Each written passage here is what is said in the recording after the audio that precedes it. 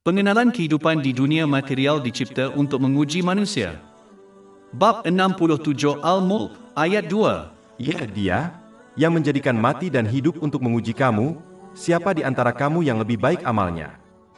Kerana tujuan ini dunia material telah diciptakan dengan banyak kesibukan dan gangguan yang menghalang seseorang daripada tunduk patuh kepada Allah Ta'ala, dengan menunaikan perintahnya, menjauhi larangannya dan dengan menghadapi takdir dengan sabar. Gangguan ini boleh dikurangkan kepada 4 halangan utama yang akan dibincangkan secara ringkas dalam buku pendek ini. Dengan mengelak dan mengatasi halangan-halangan besar ini, seorang Muslim akan mencapai akhlak mulia. Menurut hadis yang terdapat dalam Jami' At-Tirmizi, nombor 2003, Nabi Muhammad SAW telah menasihati bahawa perkara yang paling berat dalam timbangan hari kiamat ialah akhlak mulia. Ia adalah salah satu sifat Nabi Muhammad SAW yang dipuji oleh Allah Ta'ala dalam surah 68 Al-Qalam, ayat 4 Al-Quran. Dan sesungguhnya kamu mempunyai akhlak yang agung. Oleh itu, adalah menjadi kewajipan ke atas semua umat Islam untuk mendapatkan dan bertindak berdasarkan ajaran Al-Quran dan tradisi Nabi Muhammad SAW untuk mencapai akhlak mulia. Harapan palsu halangan besar seterusnya kepada ketaatan kepada Allah yang Maha Tinggi adalah mempunyai harapan palsu untuk umur yang panjang. Ia adalah satu sifat yang amat tercela kerana ia merupakan punca utama seorang Muslim mengutamakan mengumpul dunia material daripada persediaan untuk akhirat. Seseorang hanya perlu menilai purata 24 jam sehari mereka dan memerhatikan berapa banyak masa yang mereka dedikasikan untuk dunia material dan berapa banyak masa yang mereka dedikasikan untuk akhirat untuk merealisasikan kebenaran ini.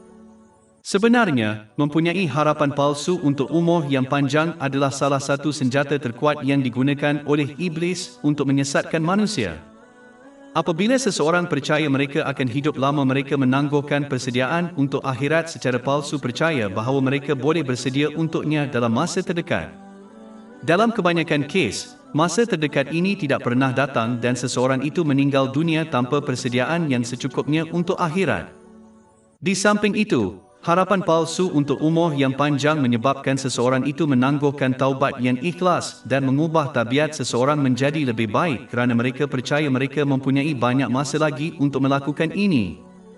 Ia menggalakkan seseorang untuk menimbun barang-barang dunia material ini, seperti kekayaan, kerana ia meyakinkan mereka bahawa mereka akan memerlukan perkara-perkara ini semasa hayat mereka yang panjang di bumi.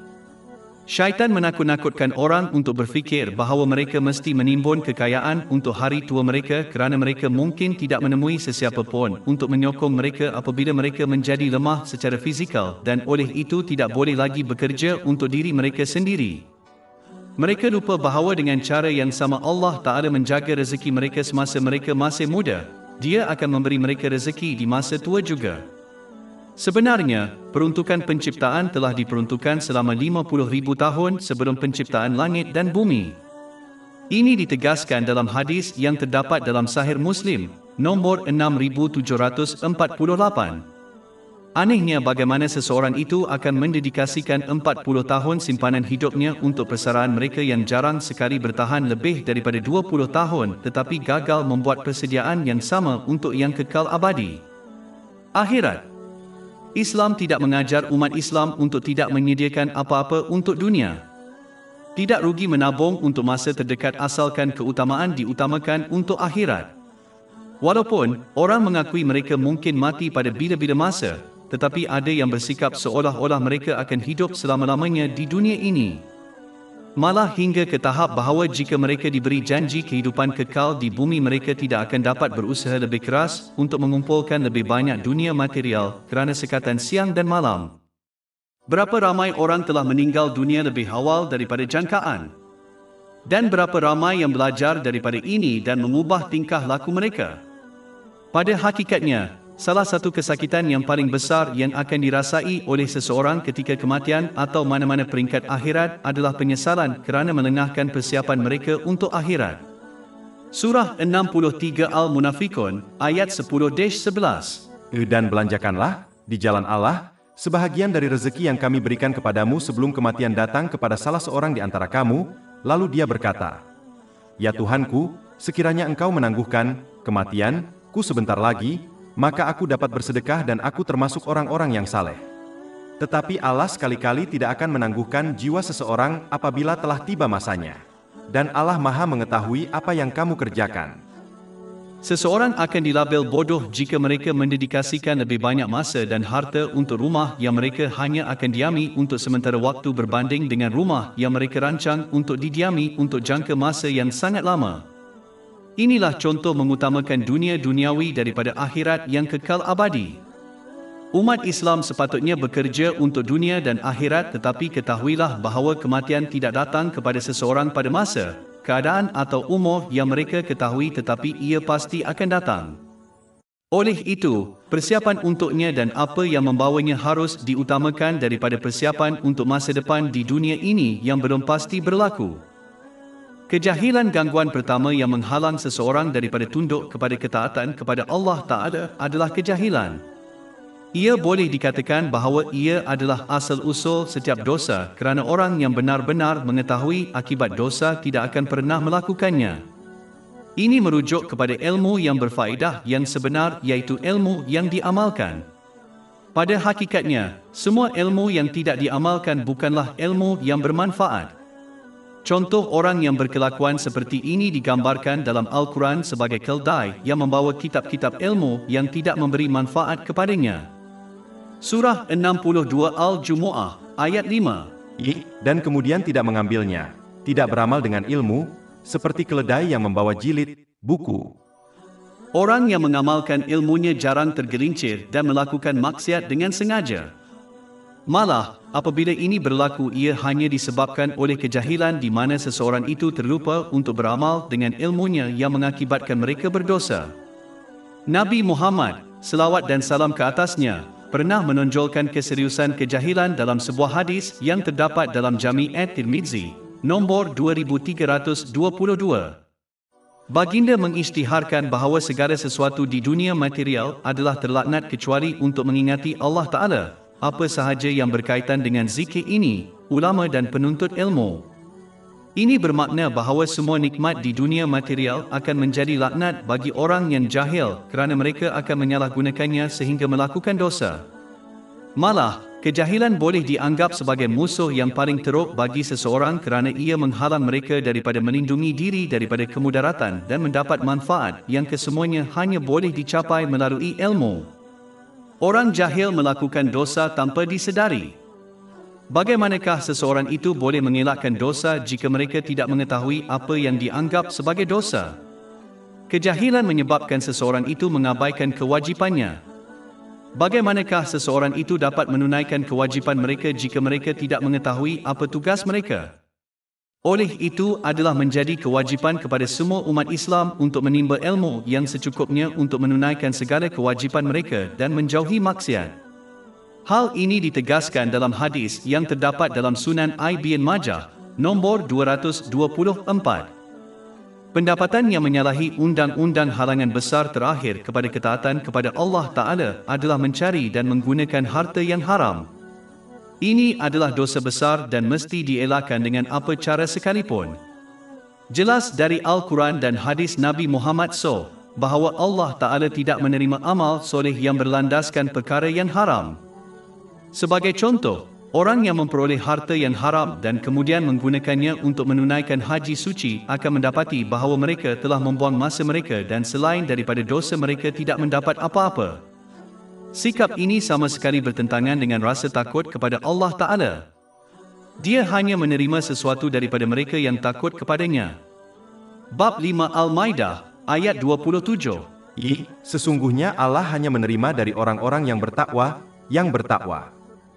Hadis yang terdapat dalam Sahih Bukhari, nombor 1410, memperingatkan bahawa Allah Ta'ala hanya menerima harta yang halal yang dibelanjakan untuk mendapat keredaannya.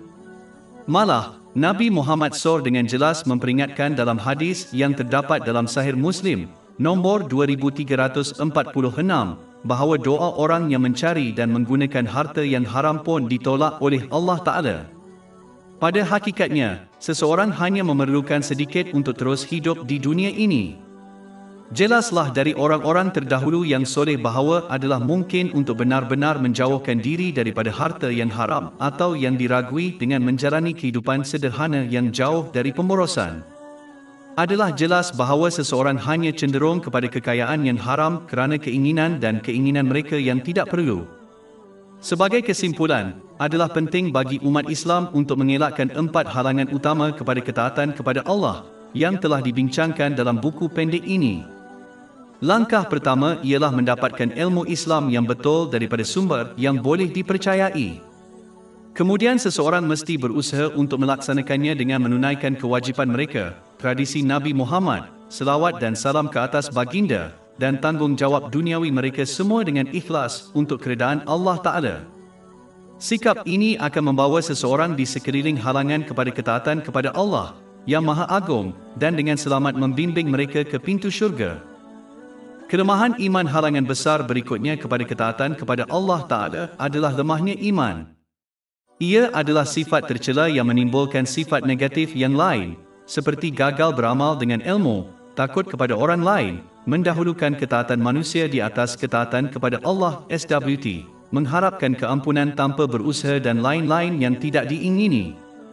Ciri-ciri kesakitan yang paling besar dari kelemahan iman ialah ia membolehkan seseorang itu melakukan maksiat, seperti melalaikan kewajipan. Punca lemahnya iman ialah kejahilan terhadap Islam. Seseorang itu hendaklah berusaha untuk menimba ilmu demi memantapkan iman. Lama-kelamaan mereka akhirnya akan mencapai kepastian iman yang begitu kuat sehingga melindungi seseorang dari segala ujian dan ujian serta memastikan mereka menunaikan kewajipan mereka baik agama maupun dunia. Ilmu ini diperoleh apabila seseorang mempelajari ajaran Al-Quran dan hadis Nabi Muhammad SAW. Secara khusus, ajaran yang membahas tentang janji pahala bagi orang yang taat dan siksa bagi orang yang durhaka kepada Allah Ta'ala. Ini menimbulkan rasa takut akan azab dan mengharapkan pahala dalam hati seorang Muslim yang bertindak seperti mekanisme tarik dan tolak ke arah ketaatan kepada Allah Ta'ala. Seseorang boleh menguatkan iman mereka dengan merenungkan ciptaan di dalam langit dan bumi. Apabila dilakukan dengan betul, ini jelas menunjukkan keesaan Allah yang maha tinggi dan kuasanya yang tidak terhingga. Bab 41 Fusilat, ayat 53. Kami akan memperlihatkan kepada mereka tanda-tanda, kekuasaan, kami di segenap ufuk dan pada diri mereka sendiri, sehingga jelaslah bagi mereka bahawa ia adalah benar.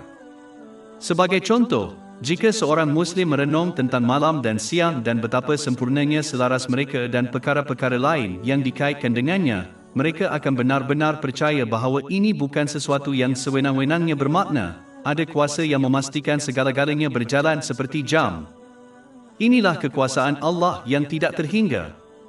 Di samping itu, jika seseorang merenungkan masa yang tepat untuk malam dan siang, mereka akan menyedari dengan jelas ia menunjukkan bahawa hanya ada satu Tuhan, iaitu Allah yang Maha Tinggi. Jika ada lebih daripada satu Tuhan, setiap Tuhan akan menghendaki malam dan siang berlaku mengikut keinginan mereka sendiri. Ini akan membawa kepada kekacauan yang teruk kerana satu Tuhan mungkin menghendaki matahari terbit manakala Tuhan yang lain mungkin menginginkan malam itu diteruskan. Sistem sempurna tanpa gangguan yang terdapat dalam alam semesta membuktikan hanya ada satu Tuhan, iaitu Allah yang Maha Tinggi. Surah 21 Al-Anbiya, ayat 22. Sekiranya ada pada mereka, langit dan bumi, Tuhan-Tuhan selain Allah, tentulah keduanya telah binasa. Satu lagi perkara yang dapat menguatkan iman seseorang ialah istiqamah dalam mengerjakan amal soleh dan menjauhi segala dosa. Kerana iman adalah kepercayaan yang disokong oleh tindakan, ia menjadi lemah apabila dosa dilakukan dan bertambah kuat apabila amal kebaikan dilakukan. Sebagai contoh, Nabi Muhammad, selawat dan salam ke atasnya, pernah memberi amaran dalam hadis yang terdapat dalam Sunan An-Nasai, nombor 5662, bahawa seorang Muslim tidak beriman apabila mereka minum arak,